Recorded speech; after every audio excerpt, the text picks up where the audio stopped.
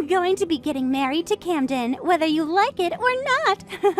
So don't even bother trying to stop this. Huh? I'm sure I've mentioned this plenty of times to you, but it must suck to have your lovers taken away from you by me.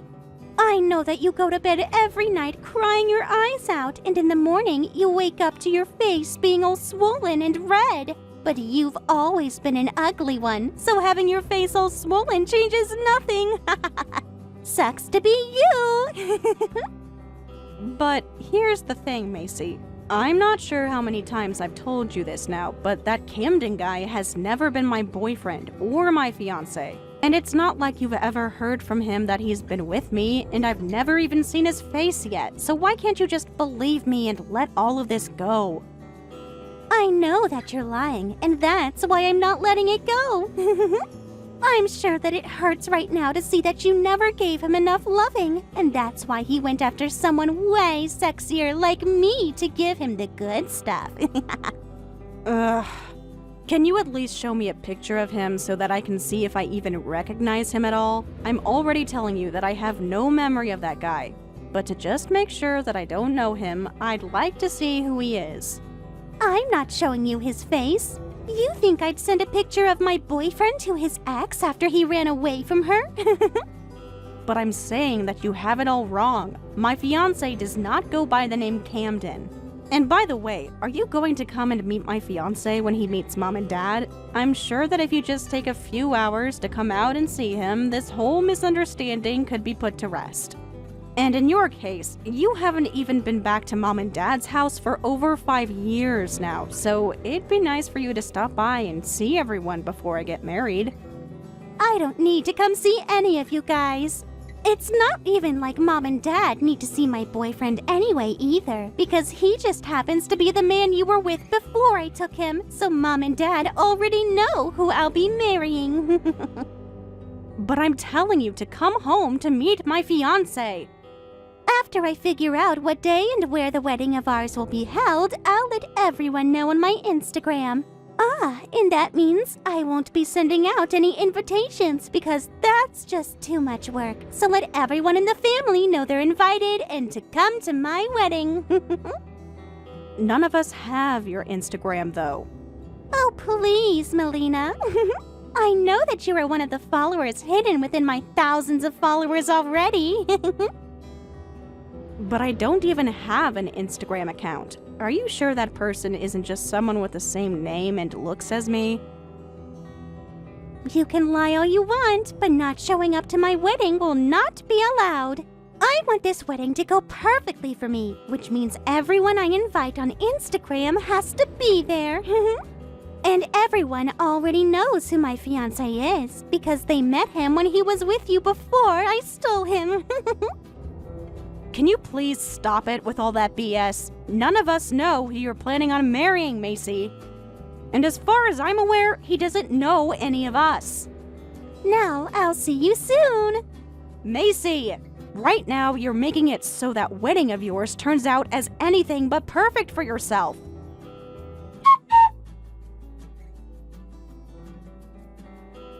So you must be Macy's older sister, right? What? Yeah, I am. And who are you? I am not Camden. I am your sister's fiancé. Wait, we just filled out our marriage papers, so I'm actually her husband now. Huh? You're her husband now? I was looking through Macy's phone earlier today and found someone she was texting with that just went by the name Older Sis. So I copied your contact information into my phone, and that's why I'm talking with you now. And I would like to know right now why not only your friends and family haven't come, but also you and your parents. Can you tell me what the heck is going on right now? I think you already know. All of your friends and family ended up not showing up to my wedding, and it embarrassed me. I have already lost my parents to them cutting ties to me in the past, so now I have nobody to cheer for my marriage, and I was hoping your parents would at least show up and congratulate your sister and I. Are you all idiots or something? I guess I know one thing now, and that's that you and all your family's just a bunch of idiots besides your sister and need to be punished for doing this to me. Can you hold on a second? Don't tell me that today is the day of my sister's wedding. Stop acting so naive. You guys were the ones that said you didn't ever want to come meet me face to face before I married your sister. But right now, when I was planning to meet everyone today, no one showed up. Do you really think I'm gonna let you get away with telling me that you didn't know what day the wedding was taking place? Or where at? You really need to stop for 1 second. None of us in the family ever received an invitation from Macy, and if we had, having your guys' wedding on a day like today is really strange. Huh? Why would that be strange? Because right now, we're in the middle of my wedding. Huh? Right now, I'm in the middle of having my wedding. Huh? You're having your wedding today? Today? I think you should know this before we get any further. I was the one that had my wedding date and everything figured out way before my sister did. And so everyone was already planning on coming to my wedding today. Huh? What do you mean? Back when I had told my sister all the details of my wedding, she acted as though she understood me. But when the time came that she started to talk about how she was going to get married, she never gave me or any of the family the details of her wedding. And to be honest, she hasn't even been around us for the past 5 years or so to talk with anyone in person about her life. Is that so? And there's one more thing. My sister has had this thought in her mind that you were somehow my fiancé before my sister came along and stole you from me. But no matter how many times I told her that wasn't true and gave her evidence, she denied me and continued to believe whatever story she made up. Huh? I literally explained to her that you and I have never known about one another ever and didn't even know each other's face. Now, I'm sorry that I had to be forward with you about what's going on, but I need to get back to my wedding here soon, and that was the only way to give you all the information quickly. In a couple of days, let's talk a bit more about what's all been going on. Goodbye now. What the heck was that?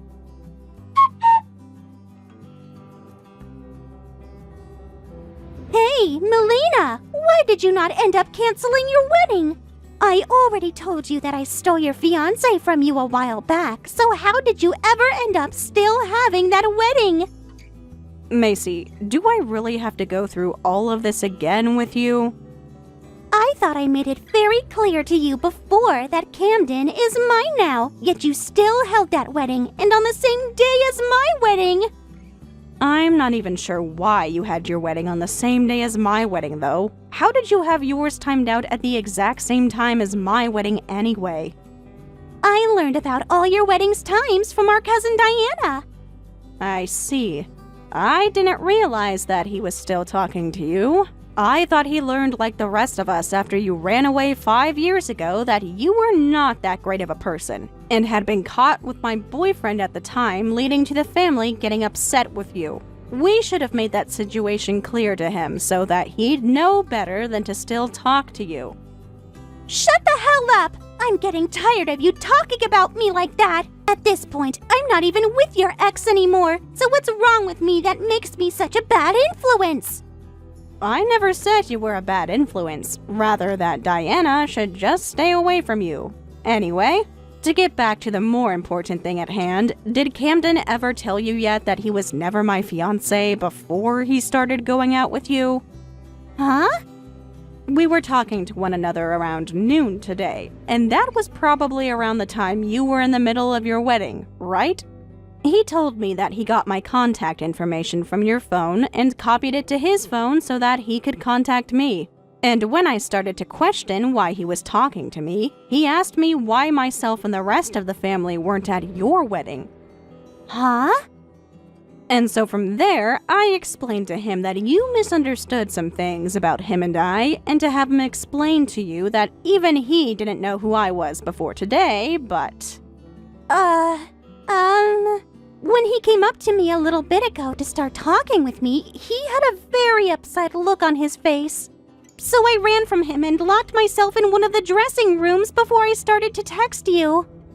Then can you go back out to him and listen to the rest of what he has to tell you about everything? And not just listen to him, but actually try and understand that both myself and him do not know each other and were never a thing. Once you have fully understood the truth and no longer think that you were with my ex, you can come back and talk to me. What the hell is going on here?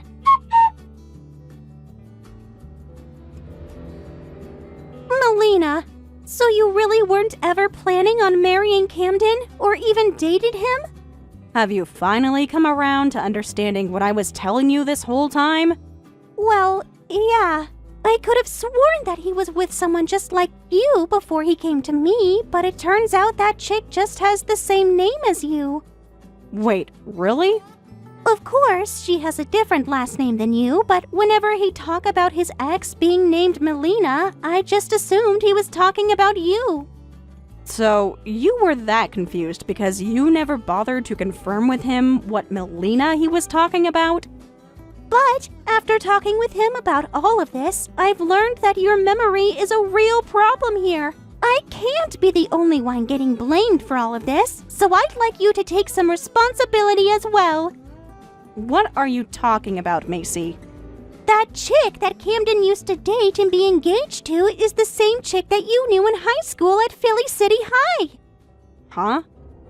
And even if you didn't hang out with her as much as you might have, you both had the same name, meaning that you should have at least known that there was someone like you that I could be confusing you with. The whole reason that I ended up being confused about this whole situation is because of you not remembering that there was another chick like you who had the same name and was dating Camden. I think that we all can start blaming you for your bad memory, especially when that memory of her would have come in handy this time when I was confused about you. Macy, please. Why am I the only one being blamed for all of this right now? That's not right at all. Macy, I never went to Philly City High. I went to and graduated from Southern. Huh? I was never at Philly City High. I went to Southern High. Even if we have the same first name, what makes you think I'd know anything about her when she went to a completely different high school on the other side of the city? Huh? You went to Southern? You were still living at home with Mom, Dad, and I at the time, yet you don't even remember what school I went to. Maybe you're the one with the bad memory, Macy. Hold on a minute. Southern High School? That's the school located in the center of the city that is fully based around learning art. Why would you, of all people, be able to get into a school like that that's only meant for intelligent people? I was just able to go there, and that's why I went. What the hell? Anyway, you can see now that you misread the situation due to us having the same name, but now you understand and we can stop talking about it. And as for coming back home to Mom and Dad, or staying far away from us, you can do whatever you please. I have already moved out of Mom and Dad's place now after getting married and am with my husband now. So I think between us, you and I will not be seeing each other ever again. Really, I don't ever want to see you again, so let's keep it that way. Huh? Wait a sec. What else do you have to say? It looks like Camden is going to try and divorce me. What? Why? He thinks that the only reason I ever started to date him and got married to him in the first place was because I thought he was your fiancé and wanted to make you jealous by stealing him from you. And right now, he has himself a really good company that makes lots of money, and he feels that I'm going to try and go after his money now, and that's another reason for why I've married him. How did he figure all that out so quickly? I see. Well, those are all good reasons for him to want to divorce you. And since all that money from his company was earned before he married you, that means it will most likely stay with him and not be split in the divorce. If you guys had been able to stay married for a little bit longer, then he might have started to put that money into a shared bank account with you for you both to use. But it's only been a day or so I doubt he's done anything with his money yet that would allow you to get anything in the divorce. For crying out loud, what should I do now? Well, if you want some advice from me, I think we are done here, so you should go figure it all out on your own. Not very helpful advice, but that's all I've got for you. Sitting here talking to me about it won't help you any, and it's a waste of my time. But I'm your younger sister and I'm in trouble. You should be able to do more to help me than just giving petty advice like that. Nah. That's a pain in the butt for me, and I just don't care about what happens to you. What? It's times like these where you really need to stop whining about the problems you've made and become an adult and handle the situation. Also, after the last time you stole my boyfriend from me before going silent for 5 years, I've never even thought of you as family. So stop trying to get me wrapped up in your problems and go bother someone else about it. Realize that not only me, but Mom and Dad have all not forgotten about the pile of trash you are, so don't try getting their help either. Hey, Melina, listen. I have some money that I need to pay back. Back when I had been going out with your boyfriend behind your back 5 years ago, I had spent way too much money on him to make him stay by my side and away from you. Well, anyway, ever since then, I've had to borrow money to make up for all my savings being spent, and even now, I haven't been able to pay it off, and the debt only grows larger and at a faster rate. So, How about you do something about that debt then? Stop trying to get me to help you with your screw-ups. Now goodbye. Hold on a sec, Melina. Melina, please look at your phone and give me some decent advice on this.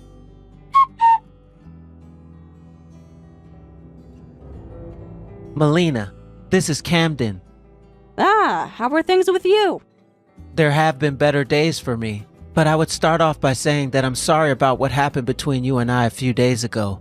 However, now, I've been able to divorce your sister, and though I'd like to give you the pleasure of knowing that, she's no longer married to me. Is that so? Well, thank you for taking the time to update me on that whole situation. And now, because of that, Melina, I'd really love for you to come to me and become my wife. Huh? I was able to learn from Macy before the divorce about where your parents and you are living. And so yesterday, I went there to have a peep at what's going on. And when I was there, I was able to see the most beautiful woman I've ever had the luck of seeing. Your creamy white skin and gorgeous blonde hair. It was love at first sight, and now my heart is all yours. That was probably not me. That was probably my younger cousin Diana, who was over yesterday with my parents hanging out for a while. Your younger cousin? So that beauty that I saw wasn't you yesterday? I am already married now, and am living with my husband at a new house out of town. Is that so? Then I'll go after your cousin now and ask for her to marry me. Well, I'm sorry to burst your bubble, but Diana is actually a boy, and he's only in middle school still. Huh? I guess you could say that from certain angles, his long hair and tall stature makes him look like a woman, but he's only 13 years old and still in school. What? So because of that both being very creepy of you and against the law, I think you should give up on chasing him. What the heck? There's no way.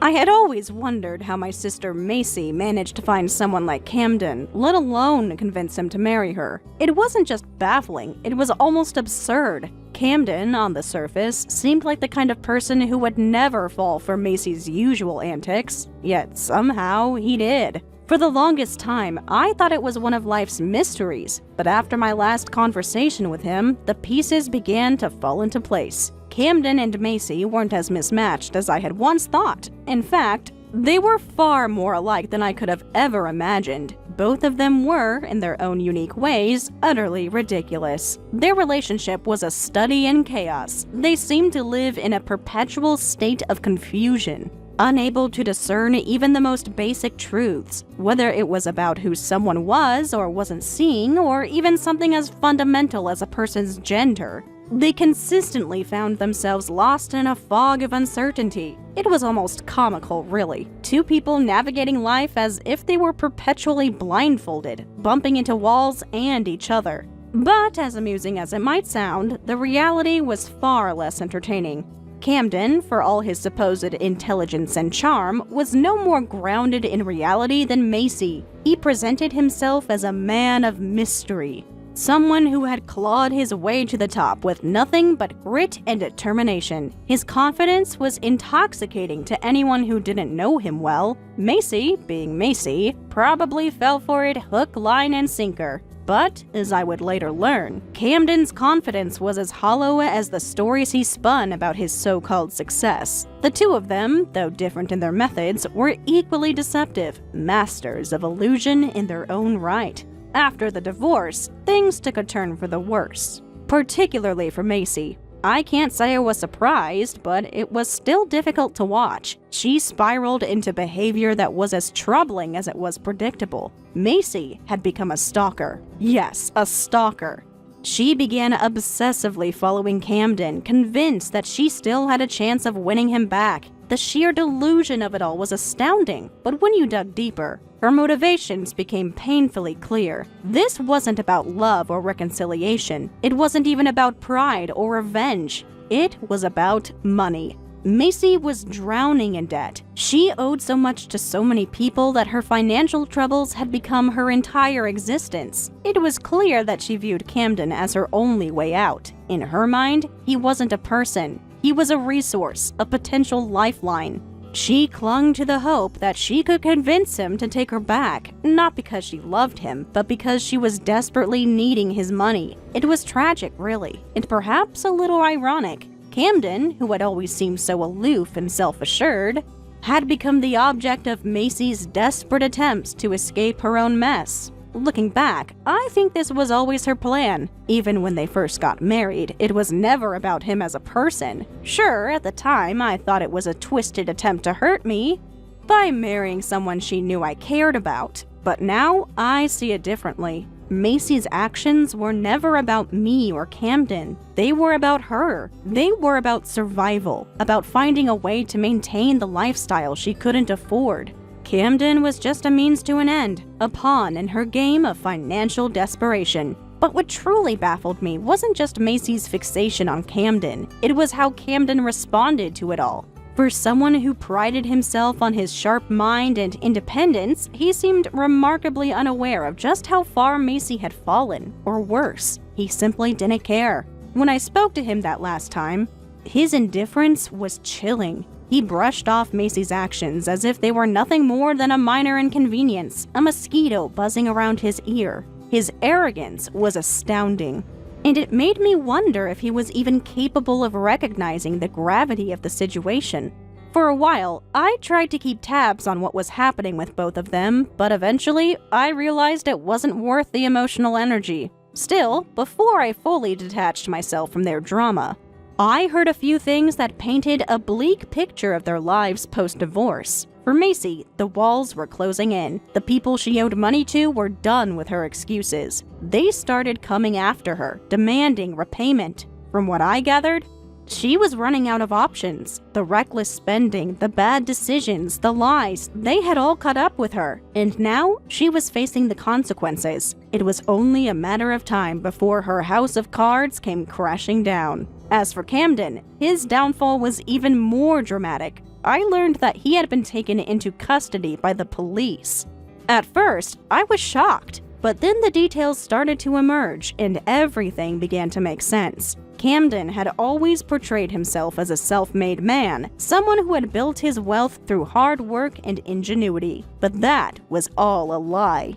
In reality, Camden didn't have a company of his own. The money he flaunted so proudly wasn't earned, it was stolen. He had been siphoning funds from his parents' company for years, using their resources to fund his lavish lifestyle. When they discovered what he was doing, he cut ties and went on the run, hoping to evade the consequences of his actions. For a while, it worked. But, as is often the case, the truth eventually caught up with him. His parents managed to track him down, and with the help of the authorities, they ensured that he would face justice. The whole situation was a mess, a tangled web of lies, deceit, and desperation. And while it was easy to point fingers and assign blame, the reality was far more complex. Both Macy and Camden were victims of their own choices, yes, but they were also products of the circumstances that shaped them. Macy, for all her flaws, was someone who had been struggling for years. She had made countless mistakes, yes, but those mistakes didn't happen in a vacuum. They were the result of years of bad habits, poor judgment, and a lack of support.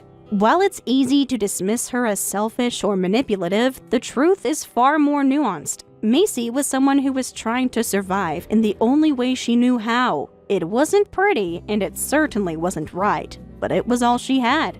Camden, on the other hand, was someone who had been living a double life. On the surface, he seemed like the perfect catch, successful, confident, and independent. But beneath that facade was a man who was deeply flawed, someone who had built his life on lies. His downfall was inevitable, and in many ways, it was deserved. But that doesn't make it any less tragic. Their story serves as a reminder of how interconnected our choices are. Every lie, every selfish decision, every act of desperation, it all adds up. For Macy and Camden, the cost of those choices was astronomical. They lost not only their reputations and their freedom, but also their chance at a meaningful, fulfilling life.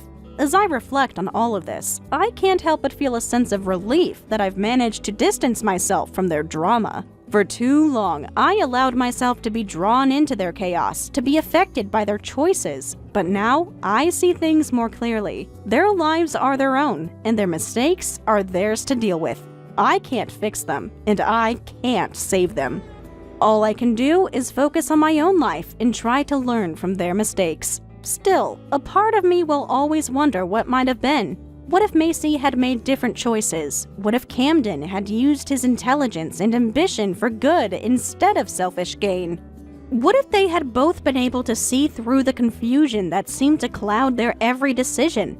I'll probably never get answers to those questions, and maybe that's for the best. After all, dwelling on the past won't change anything. The only thing I can do now is move forward, leaving the chaos of Macy and Camden's lives behind me for good. And with any luck, they'll eventually find a way to do the same, though I'm not holding my breath. Their story is a cautionary tale, a reminder of what can happen when greed, selfishness, and dishonesty take precedence over integrity and responsibility. It's a lesson I won't soon forget, and one I hope to carry with me as I navigate my own life. Because if there's one thing I've learned from watching Macy and Camden's downfall, it's this. The choices we make have consequences, and those consequences have a way of catching up with us, no matter how hard we try to outrun them. Thank you for watching and listening. We hope you enjoyed the video. Don't forget to like this video and subscribe. Also, feel free to leave a comment about what you thought of the story. We look forward to seeing you at the next story.